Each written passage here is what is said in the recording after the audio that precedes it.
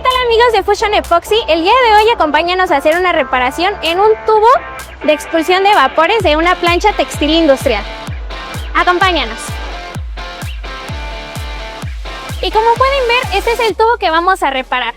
Si se dan cuenta, está fijado por maderas, entonces nosotros vamos a realizar la reparación de fijarlo ya que este se desprendió de su base. Para esta reparación utilizaremos el epoxi 1-0. Antes de aplicar el epoxi 1, es clave preparar bien la superficie. Lijamos para eliminar restos de pintura u óxido y limpiamos para quitar polvo y grasa.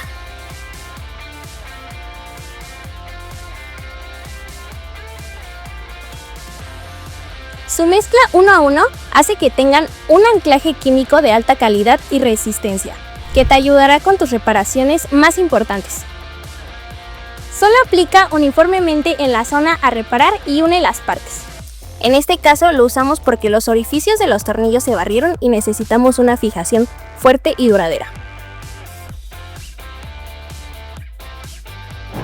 Y 24 horas después de su aplicación, podemos ver que ya no está fijado con las maderas y así quedó nuestro resultado final.